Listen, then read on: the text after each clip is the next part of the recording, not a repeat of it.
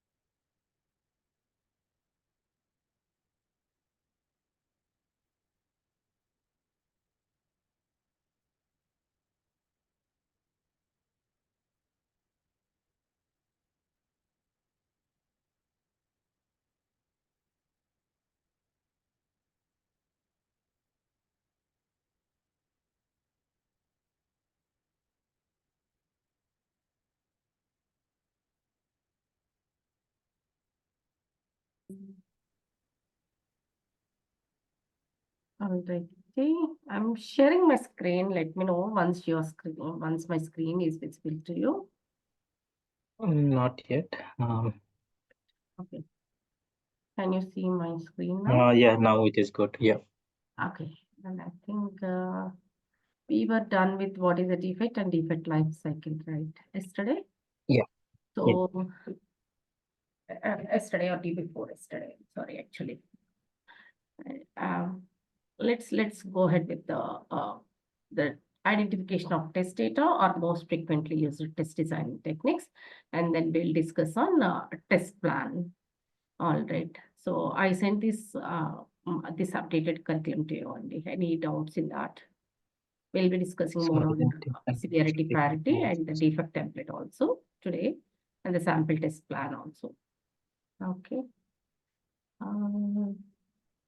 Any doubts so far yesterday's class or anything you want? I shared. Not at the moment. Okay, not it, right. And shall I proceed with, Yeah, please. Yeah. test plan? And I think the scenarios, like, yeah, we will just recheck. I'll just cover what is boundary value analysis and equivalence class partition. I'm sure you must be having idea, but I'm just reiterating it, okay? Or refreshing it, recapping. So, I mean, we have several test techniques, basically. Uh, Test designing techniques, effective test design techniques, what do we call it as, amongst four are predominant. One is kind of boundary value analysis. Other is equivalence class partition.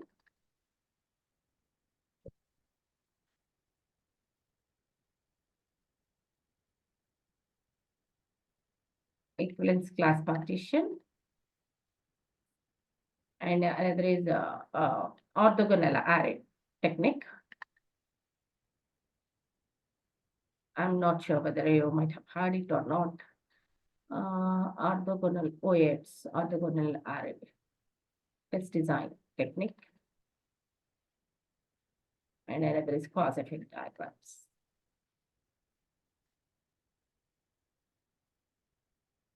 Okay.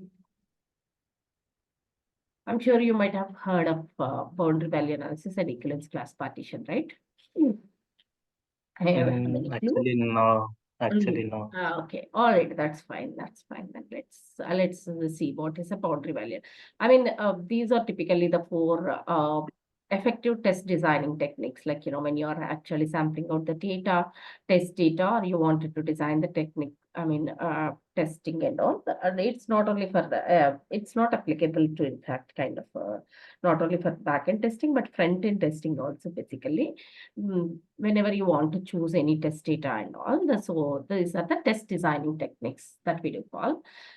Let's not go in deeper of other cause-effective or state transition technique. There is another technique known as a state transition diagram. There is a state transition diagram also, cause-effective and all state transition diagram. Let's not go in details in that. Okay, but what is a boundary value analysis? Because these two are the predominantly used, basically, in order to identify your intelligence test data. It's not for ETL. ETL will come across again. How do you do the sampling of the records and all that stuff? Okay. So when it comes to these test design techniques or test data identification techniques, boundary value analysis and equivalence class partition.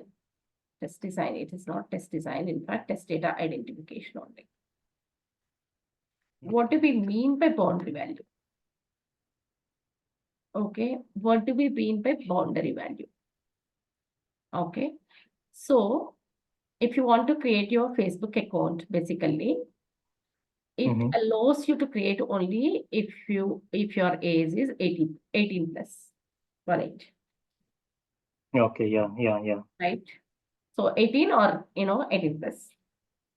Yeah, that's right. So so your date of birth is this.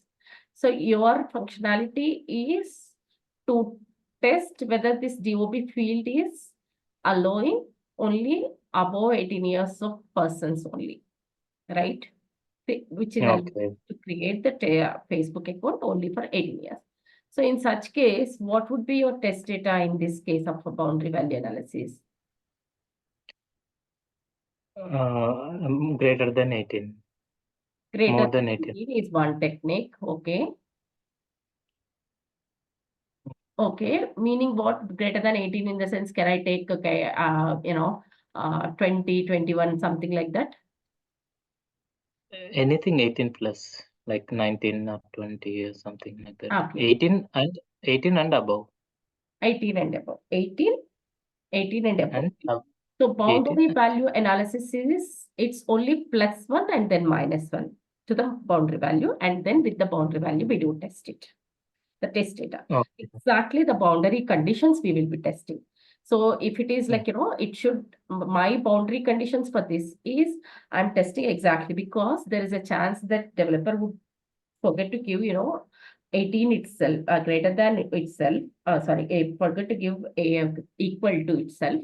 And then he might have given only greater than or 18 only. So when you are Okay. testing the boundary value, using that boundary value technique, your test data identification should be 18 plus 1, 19, and then 18 minus 1, 17 years. These are my Okay. conditions to test. Bound. Well, A Okay. I will test with exactly giving that, date of birth or is only the direct field, if you say, or, from date of birth, it is this one. When I'm entering that, say, an example, okay, my A should be 18. What should be the expected outcome? 18 Allows you to plus. create. Even if it is a for a short term Okay. also, it will not be. Allows you to create Allows you a to breakpoint. It is a create positive account. condition, right? For +1. Yeah. And A is 19 plus 1 exactly. It should allows to create a breakpoint. System should allow to create. It should allow me to create a breakpoint. Yeah. Right. What about 17? Should not allow. Right, should not allow. That is the negative test state also. We will have to test it. That is your boundary condition. So boundary condition, it's always the value with exactly what is that, and then +1 and then -1 of the values that we will be testing it. Okay, should not allow me to create.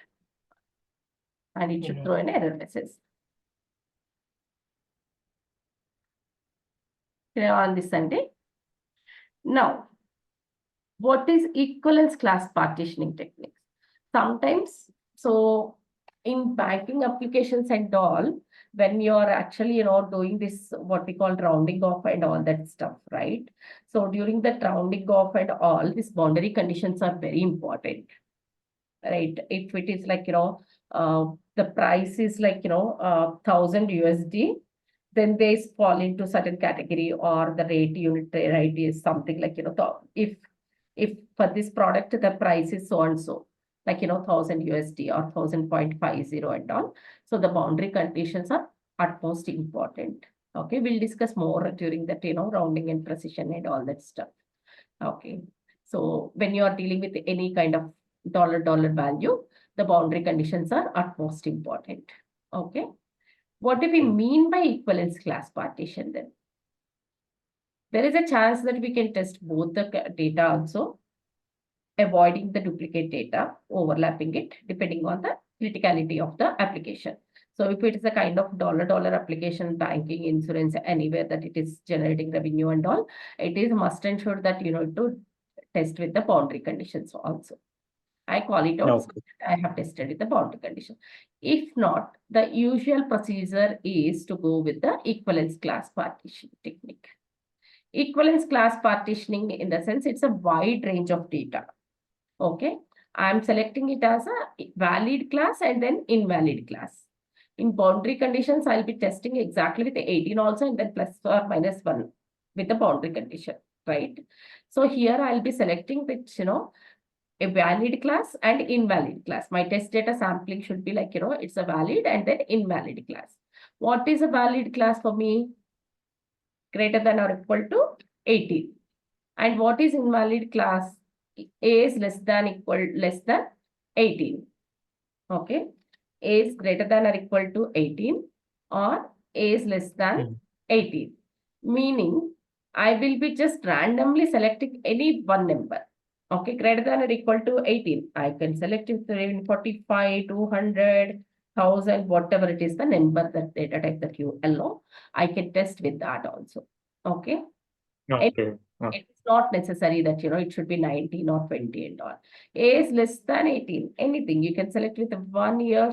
Ideally, there shouldn't be -1. There is a field restriction that, A should be only 0, right?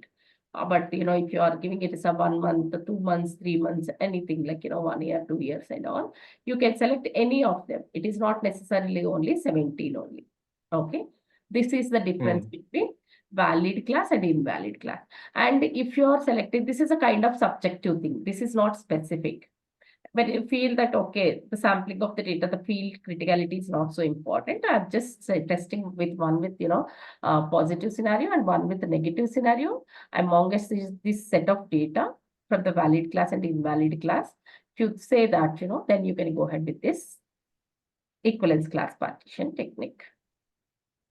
Okay. But in case there is an upper limit also, and there is a boundary conditions also $, you can apply even both the techniques also. You test with, 18, 19, 17, as well as something like, 1 and then 45 or 100 something, because ideally the common sense is like, even the system is not restriction, there will not be a person with 1000 years or so, right?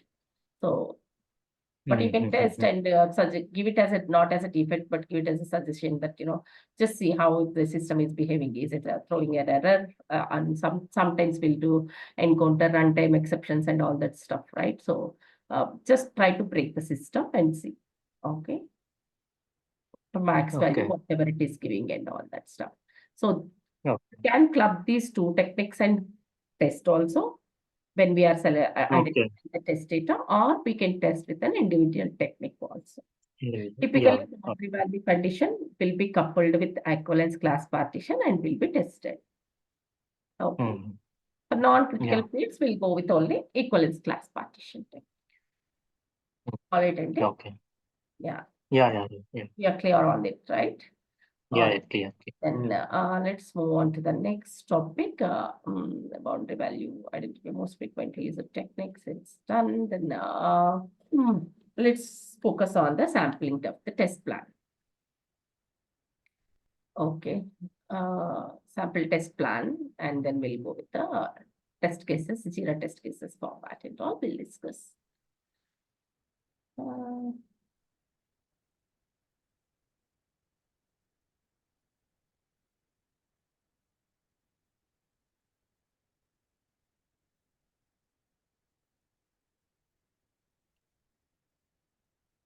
All right. I just removed the header and footer for the sake of confidentiality. Usually, this would be your test plan. I mean, it's up to you. Every project will have a specific template and all. As per the project template, people will be filling up these details. I think we already discussed what does a test plan contain, right? So the objective, scope, and definitions, acronyms, and abbreviations, or people would give it as at the end also. Okay. And then business context, risk assumptions, dependencies, these are all important. And even test case development, test data definition, test case or test scenarios. Okay. Whatever it is. Right. Test execution. And this is what is exactly the test strategy. System testing is allowed. System integration testing, if your application has an integration testing is allowed or not. And cross-browser testing is allowed or not, how many browsers it is going to test and all that stuff. Okay. So I think somewhere it is got messed up.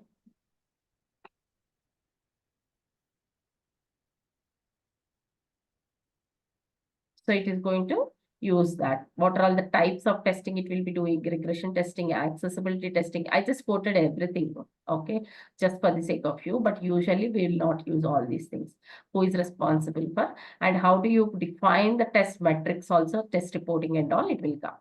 Okay, and what is the defect management, what is the test schedule, which is more important. Okay, and then test tools and data collection activities, detailed activities. This is one of the sample test plan for a real-time project. So, however, I will just, for the sake of confidentiality, I have removed that client Yeah.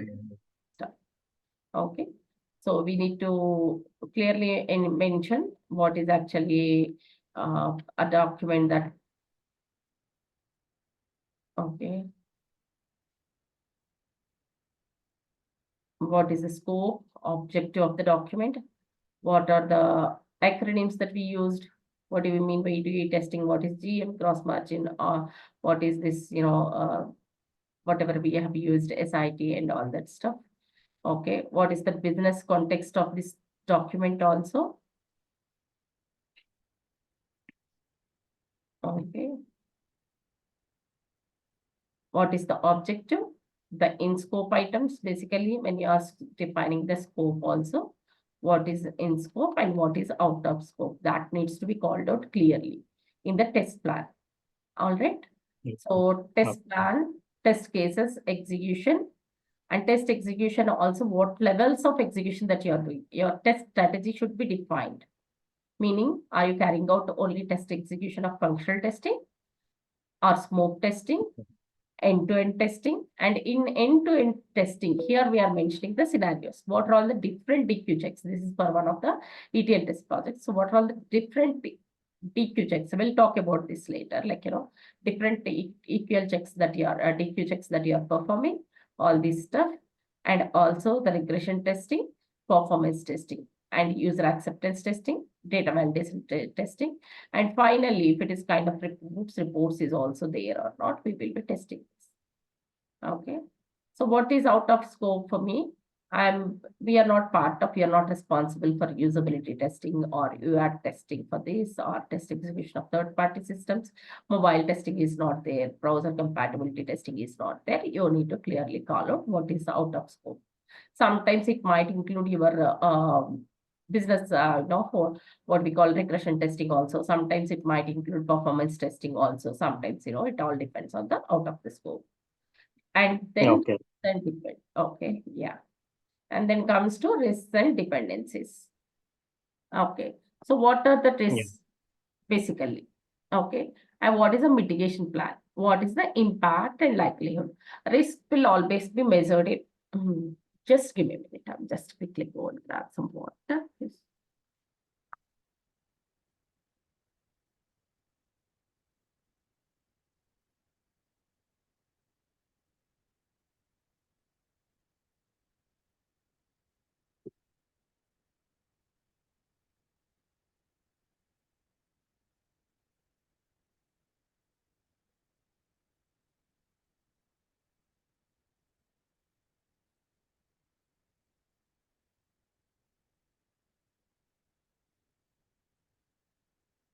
Sorry, I'm getting some slur speech because I did not have water.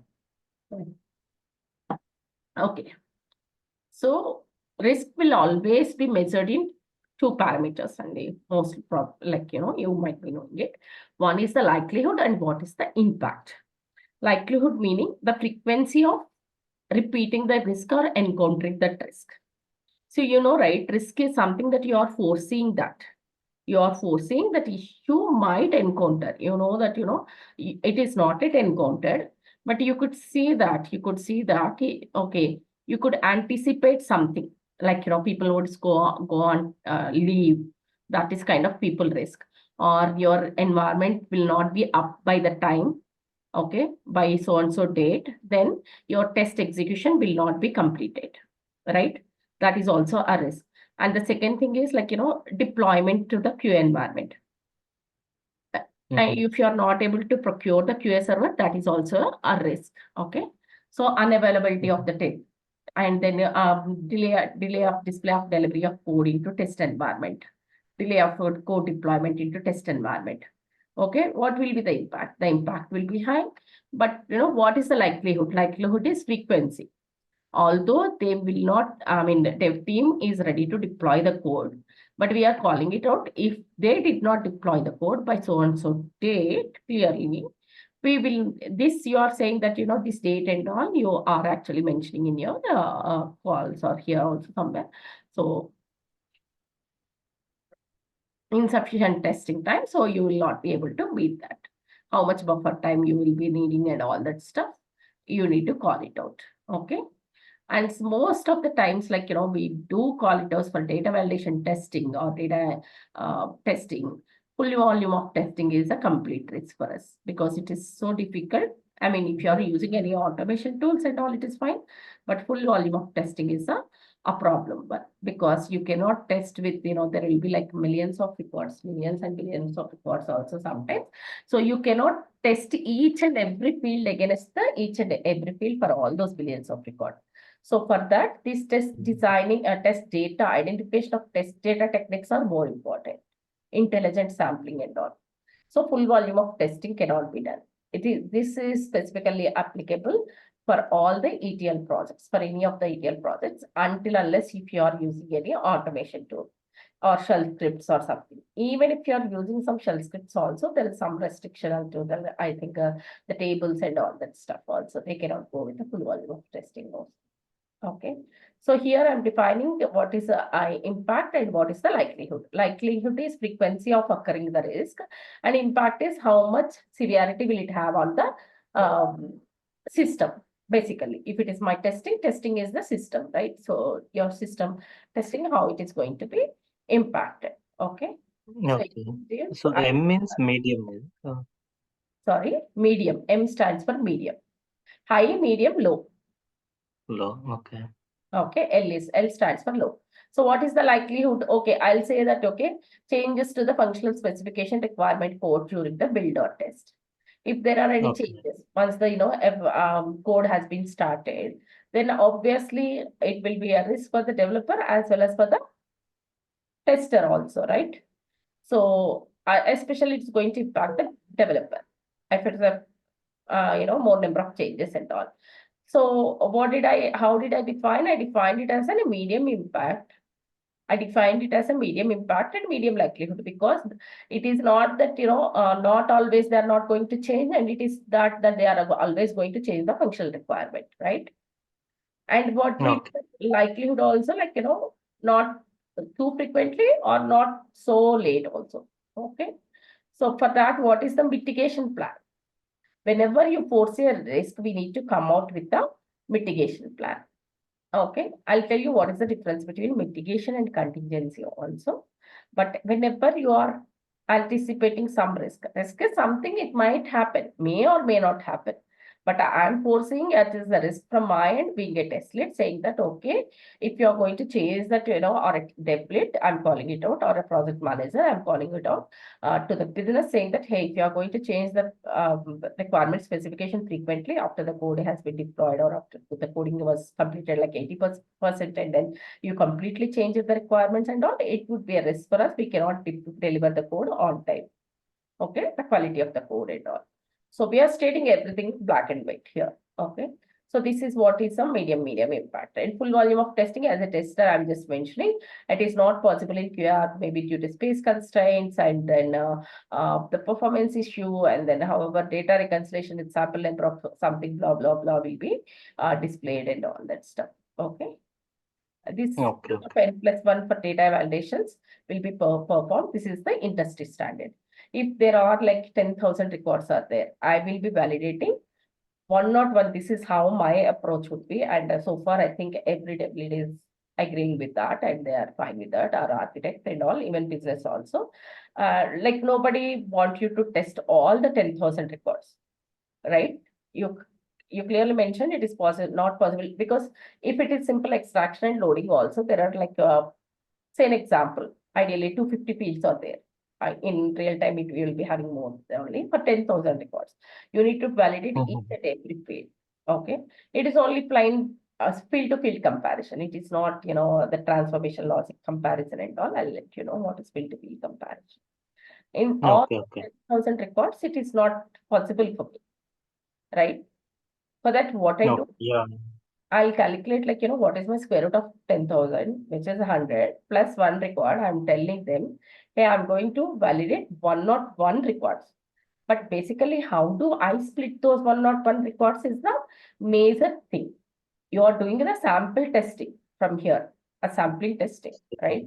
When you are considering that intelligent sampling, how do you need to convince your tech lead or architects in such a way that it is not even your business also, a client also saying that in order to gain the confidence, hey, this 10,000 records for all the 50 fields is difficult. However, I'm going to do for 101 records in such a way, I order them based on some key columns. Key columns is nothing but maybe like serial number, name, something like which defines the uniqueness and all. I will order the entire data. Okay. And then 101, I'll split it in such a way that the top 30 records I'll take and the bottom 30 records I'll validate. Okay. And how much is left? I think 101, clear, 60. And then I think 40 records middle I will validate. Or 35 records in the top I'll validate. Bottom from bottom I'll validate 35 records. And from middle, the rest of the 30 records I'm going to validate. Okay. 30 or 31 records I'll be validating. This is how you need to convince your developers and business and all that stuff. Clear on this? We'll discuss more on it. How do you arrange the data and all? But this is how generally that will be my take on it. I'll be saying that heavy volume of testing will not be possible, but this is how I'm approaching. If you have a better idea, we'll proceed with that. Okay.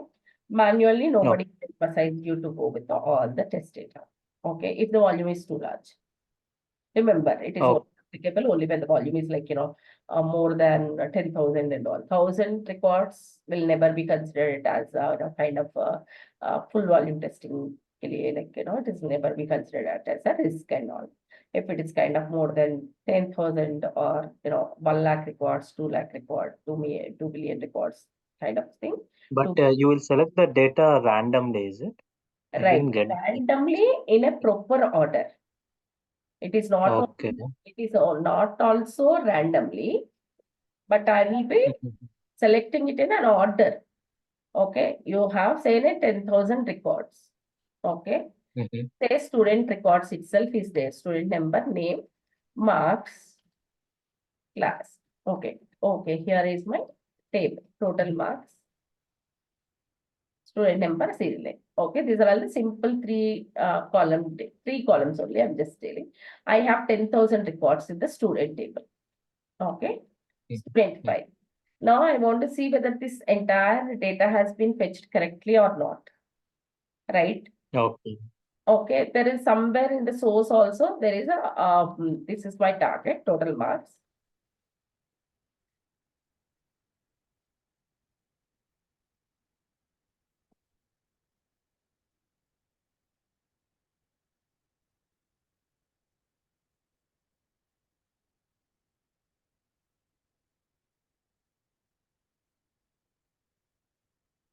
This is my target table, target student table. It's an example. We'll just go through that also later. And in source table, source also there is some legacy table. Okay, I have some student details information, SRC underscore something like, source I'm just telling. I do have serial number, serial name that has been fetched.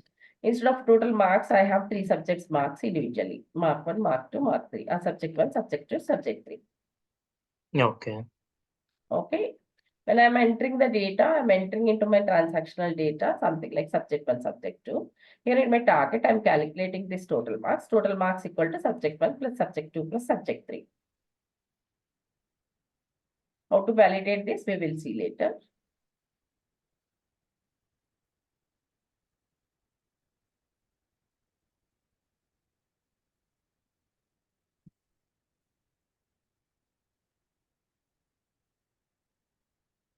Okay, but this 10,000 records ke liye, I'll be validating once the data is loaded right through workflows and all. So there is some record, something like 1, 2, 3, 1, 3, 4, 5, and then serial name is, student name is XYZ. The data resides over here, right? So the marks are like, 70, 80, 60. Okay. The same one it is coming as 1, 2, 3. X Okay. total marks is how much it should come? Should be, your 60 plus 150 80 plus something like that. Okay. So when I'm validating, okay, I'm validating 1, 2, 3, 1, 1, 2, 3, 1 is there, XT is there. The total marks of this equal to, whether equal to 210 equal to the sum of subject 1, subject 2, subject 3 is there or not. Okay. I will write a simple SQL query if both of them are residing on the same database, or not. If not, I'll be just writing an Excel formula also to validate. Okay. My validation of Excel formula will just, get it later and all. So if I'm going with an Excel formula validation and all like this, there are 10,000 records. How difficult it is for me to validate all the records, right? Manually. Yeah. So for that, what am I doing now? Initially, when I'm just loading it, I will just ensure that, both the tables are sorted in some order. Okay, I wanted to ensure when you are comparing two Excel sheets, first of all, what do? You will sort them in an order so that you will ensure that, when you are doing a row by row comparison or Excel comparison and all, you'll ensure that this particular row is not appearing over here, this one and all. So, boss, first of all, what do? The first thing is sort them based on the key columns. That is the first and foremost thing that you will do, right?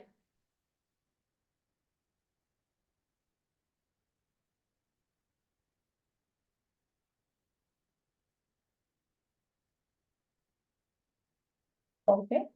Key columns is here, it is serial number is a kind of, primary number or it defines the uniqueness, then you will call it as a key column. If not, there is no uniqueness that is defined. It is only uniqueness is defined at the record level or row level, saying that, student name and student number is together defines the uniqueness. Then you will sort based on sort by SNMO and SNME. So sort both the tables based on the key columns. Okay. When you are doing the intelligent sampling. Okay. Then you select after square root of n plus 1. Okay, there are 10,000, right? So what is that? 101 records we are getting. Then you select the top 35 records, bottom 35 records. You can select the top 35, bottom 35 easily by using a SQL query like, order by key column, ascending, and then order by descending. How do you select the middle 30 or 40? If there are 101, I think you will get the middle 31. Okay. So you identify based on the key column identifiers we have done, right? Maybe one record you can just select like, of the 31, middle 31 records, in the sense your row number is or rank function, some kind of, we will be discussing all those things. Some kind of analytical function will be there. Rank or row number. Okay. Based on 31th row number onwards, from row record or record number 31 onwards, or in the sorted order, I'll pick it up 31 to middle 30, right? Middle 30 in the sense how it will become. If you are saying like, 10,000 by 3 in the sense, I think around 333 onwards it would come. So you'll select, row number 350 and then to 331 or something. Sorry, 350 plus 31, 381, something like that. Okay. So based on some rank and row number functions you will use, and you can validate the middle also. This way you need to to do that sampling. This is also one of the interview questions. So that's why I'm emphasizing on this. I think. So what is the question exactly? Like what I do will they ask you like, how do you, when you cannot do the full volume of testing, how do you identify the data? Basically, what test data you will be testing? What is your approach? Okay. Obviously, you say that, full volume of testing cannot be done. Then how do you ensure? If you are selecting only top 30, right, or top 100 records, right, how do you ensure that the bottom 100 that may not exist, right? Yeah. Yeah. So we take some from top, we take some from bottom, and then we can take some from middle. That's how we test. I can just answer like something like your binary sorting technique or whatever. Like, yeah, the square root of the Yeah, Right, okay. then at least your risk of encountering that it in the middle or top records and all will reduce, right? If you are selecting Yeah, the top 100 records, so top hundreds are following the similar pattern, so you would not uncover that defect. You could not uncover that defect, that would be a risk, right? So yeah, yeah. that is okay. This is the approach that you will follow. All right, and then back to sample test plan. Yeah, that is actually the story of full volume testing. Okay, you Okay. identify a split across top, bottom, and middle. This way I have called it top. Okay, Yeah, all right, and yeah. Insufficient testing is performed, add more resources to test execution given sufficient. This is my mitigation plan. If you find that there is a delay of the code drop delivery and all, this is also one of the risks. And my major risk with respect to the infrastructure, not a people risk, but procurement of QA sandbox or anything is needed, the infrastructure should be, QA sandbox should be up and running. Okay, and it should be available during the offshore hours also if you are working from offshore or onshore hours whenever you're, I mean, during that hours, it needs to be up and running. So you can contact platform service team or build deployment team, whoever is responsible, or infrastructure team in your organization, you can contact them. Okay. okay. This is okay. So in every time you will call, say that, hey, we are waiting for the environment to be set it up. If it is it cannot be set it up by, suppose your execution needs to start from 6th onwards. Say an example, your execution is getting started from 22nd onwards, then SIT window, and you will have to complete it by 28th. Okay, 22nd to 28th, you are to have given saying that, by 21st, you will be done with the environment preparation, environment setup, as well as your what we call sanity or smoke test also, right? Once Yeah. we find the system is stable, I'm going to start my system testing test cases executed, or functional test cases executed. And Oh. okay, so those can be executed, right? Once it is started and all, I can close my testing before that time. But if your environment itself is not set it up by 20th, okay, then it is a risk that will have an impact on the schedule of the SIT, right? The impact Okay. on the schedule of the SIT. However, you don't have to own. These are all the risks we are calling it out. But the owners could be different people. Here, the owner is your project manager or scrum master, whoever is responsible. Okay. Okay. Okay. Okay. Okay. Okay. Something like, VMware or Citrix, any third-party tools are there, right? So outage of third-party tools. This is also important, if that is not under your control, outage of third-party tools, your VMware is not up and running, or your Citrix environment is down and all. Yeah, yeah. So we can't There is an impact. do anything. Yeah. These are the risks. And the assumptions, okay, I'm just assuming, before I start my test execution, my entry criteria met, what is nothing but my prerequisites or entry criteria. Unit testing will be done, and I'm assuming that, suitable test environment is up and running, test data is available, functional specifications of the requirements are good. Okay, setting up maintenance of SIT production environments. Team Australia's responsibility, blah, blah, blah, I just mentioned. Whoever it is actually the responsible person. Okay. Sufficient test data is as a, so with these assumptions you are starting. If the project application is not meeting any of these assumptions,